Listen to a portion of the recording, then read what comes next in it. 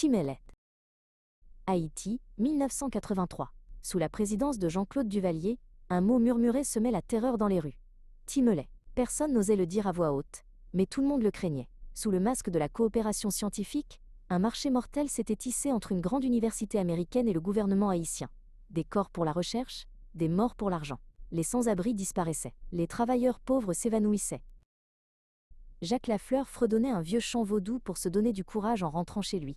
Il n'était plus qu'à 2 coins de rue quand il entendit le moteur, une camionnette blanche, sans plaque. Quand il voulut fuir, il était déjà trop tard. 2 hommes en noir l'encerclèrent, le bâillonnèrent et le jetèrent brutalement dans le véhicule.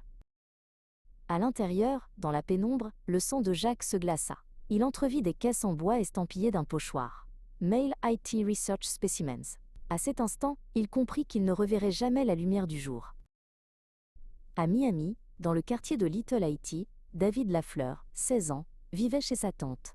Il grandissait entre 2 mondes, l'Amérique et la mémoire d'Haïti. Ce matin-là, le téléphone sonna. La voix tremblante de sa tante ne laissa aucune place au doute. « Ton papa, Yo, P. Akayuen Lianco. » Il ne le trouvait plus. Le cœur de David explosa. Il prit la décision qui allait changer sa vie, retourner en Haïti. Dès qu'il posa le pied sur le sol chaud et poussiéreux de l'aéroport François Duvalier, David sentit l'oppression. Des regards fuyants, des soldats aux yeux vides. Chez sa grand-mère, on ne parlait de la disparition de Jacques qu'en chuchotant, évoquant Tim Ellet comme un mauvais esprit qu'il ne fallait pas réveiller. David creusa, interrogeant anciens amis et voisins, jusqu'à ce qu'un vieil homme du quartier lui murmure, le regard plein de pitié. « Pitimwen, ou PAP Café Grand Baguet.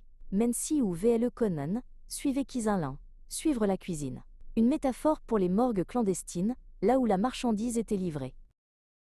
David infiltra les bas-fonds de la ville. Avec un faux permis de circuler, il passa des nuits à écouter les gardiens ivres dans les bars et mentit pour s'introduire dans les morgues privées. À force de risques, il découvrit le scandale. Une opération nommée Mail-IT, un contrat secret pour fournir des corps utilisables.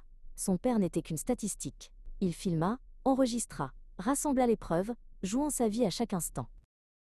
Avec l'aide d'une journaliste américaine, Angela Moore, David réussit à faire fuiter les documents aux médias étrangers. Il lui montra les preuves. Le carnet où le nom de son père n'était qu'une ligne parmi d'autres. Les journaux titrèrent en gros « Haïti vend ses morts à la science américaine ». Le scandale Tim Ellet éclatait au grand jour.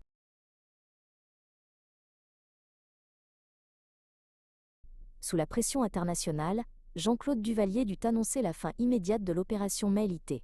Une victoire au goût amer. Dans les rues, les disparus ne reviendraient pas. Le mal était fait. David, lui, paya un prix lourd. Traqué par les tontons macoutes, il dut fuir Haïti clandestinement, emportant avec lui une promesse. Ne jamais oublier.